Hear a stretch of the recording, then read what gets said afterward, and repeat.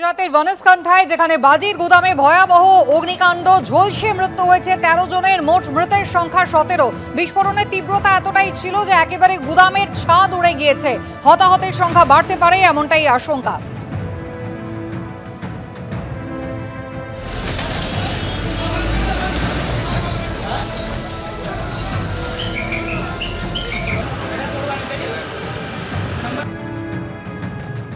प्रचंड विस्फोट हुआ ऐसे समाचार मिले थे। तुरंत ही नगरपालिका की फायर फाइटर की टीम ने आग पे कंट्रोल ले लिया था, पर जैसे कि बताया कि विस्फोट इतना प्रचंड था कि विस्फोट के साथ ही पूरा आरसीसी स्लैब एक साथ नीचे बैठ गया।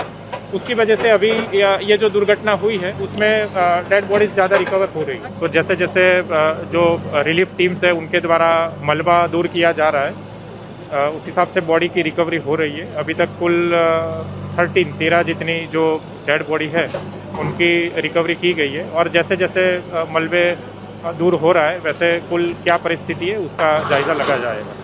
কেলক কাণ্ডে এবার মুখ খুললেন মদন মিত্র।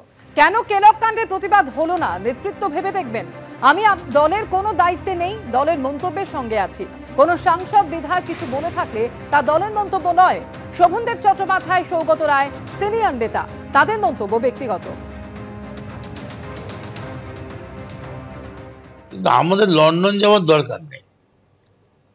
যদি এই যে ছেলেগুলো মেয়েগুলো করলো বা 5-6 জন, তাদের নেতারা যদি ভারতবর্ষের বিভিন্ন জায়গায় যায়, তারা যদি এরকম ভাবে মানে ইচ্ছাকৃত একটা নাটকের সামনে পড়ে অপমান করে, তাহলে তারা কিন্তু পালাবার পথ পাবে না। সেখানে মমতা বন্দ্যোপাধ্যায় দেখিয়ে দিলেন যে কি করে সোজা ব্যাটে খেলতে হয়। যে মমতা বন্দ্যোপাধ্যায় অঙ্গরাজ্যের মুখ্যমন্ত্রী হয়ে গেল, she represented the country. Mamata ব্যানার্জির কোনো অপমান হলো না। এই অপমান তারা নিজেরাই নিজেদের করলো। তার বিরুদ্ধে রাস্তায় ছেলেদের নামা উচিত কি উচিত নয়, এটা আমাদের পার্টির নেতৃত্বের ব্যাপারে। এই জায়গাটায় আমি কোনো মন্তব্য করতে চাই না। সেটা কেন হয়নি, রাজ্যে যারা আমাদের দলের নেতৃত্বে আছেন তারা নিশ্চয়ই চিন্তা করছেন, আলোচনা। আমি তো কোনো দায়িত্বে নেই, অ্যাকচুয়ালি আমি দলের মন্তব্যের সঙ্গে আছি। সেখানে যে সাংসদ, যে এমএলএ, যে যাই বলে থাকুন, কোনোটাই দলের মন্তব্য নয়। দেখুন, শোভনদেব চট্টোপাধ্যায় বা সৌগত রায়, এরা পার্টির অনেক সিনিয়র লিডার, এরা বলেছে তাদের কথা, তাদের ব্যক্তিগত মানসিকতা। মমতার বিরুদ্ধে বিক্ষোভ নিয়ে আহত, আগেও বিবৃতি দিয়েছি। এতে মমতা বন্দ্যোপাধ্যায়ের কোনো ক্ষতি হবে না। 10 জন এসএফআই, 5 জন বিজেপি অক্সফোর্ডের ফাঁকা মাঠে স্লোগান দিয়েছে। আমি মনে করি না এই নিয়ে হইচই করে নামা উচিত। দেবাংশুর উল্টো সুর শোনা যায় এর আগে সৌগত রায়ের গলায়। মমতা বন্দ্যোপাধ্যায় নিজেই চান না নির্দেশ দিলে একদিনের নোটিশে বিক্ষোভ হতো। 10টি ছেলে কি করেছে তার কোনো গুরুত্ব নেই। প্রতিক্রিয়া তৃণমূল সাংসদ সৌগত রায়।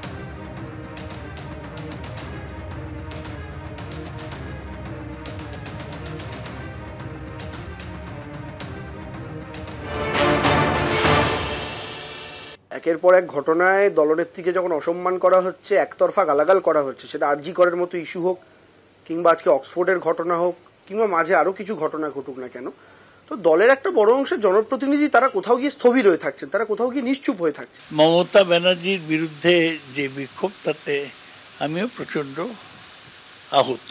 আমি এর আগে বিবৃতিও দিয়েছি এই নিয়ে।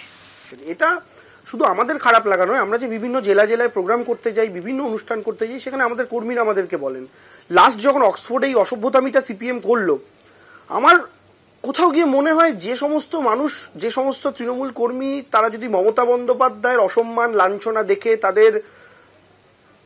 তারা যদি কষ্ট না পান, তারা যদি ব্যথিত না হন, তাদের গায়ে রক্ত যদি গরম না হয়, তাহলে আমি মনে করি না তারা তৃণমূল কংগ্রেস কর্মী প্রকৃত অর্থে। সে যত বড়ই নেতা হন না কেন, যত বড়ই জনপ্রতিনিধি হোক না কেন, তিনি সাংসদ হতে পারেন, বিধায়ক হতে পারেন, মন্ত্রী হতে পারেন, কাউন্সিলর হতে পারেন, পৌরসভার চেয়ারম্যান হতে পারেন, কিন্তু দিদির লাঞ্ছনায় যাদের বুক কাঁপে না, যাদের কষ্ট হয় না, যন্ত্রণা হয় না, আমার মনে হয় না তারা প্রকৃত অর্থে তৃণমূল কংগ্রেস কর্মী হতে পারেন।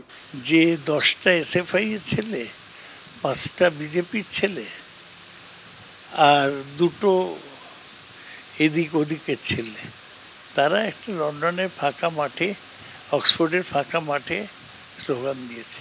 এতে কি মমতা ব্যানার্জির কিছু আসা যাবে? আমি মনে করি না যে এই নিয়ে হইচই করে নামা উচিত। মমতা ব্যানার্জির যে স্ট্যাটাস, তাতে এই করে তাকে ছোট করা যাবে না। যে নিদেন পক্ষে কয়েকটা সোশ্যাল মিডিয়া পোস্ট তো দেখা যেত, নেতারা না করুন তাদের সঙ্গে যারা থাকেন তাদেরকে দিয়ে করাতে পারতেন, দুটো মিছিল করতে পারতেন লোকালি। তৃণমূল কংগ্রেস, শুনুন, তৃণমূল কংগ্রেস এমন একটা দল, এখানকার কর্মীদের আবেগটাই আমাদের সম্পদ, ওই কারণেই পোস্ট করা।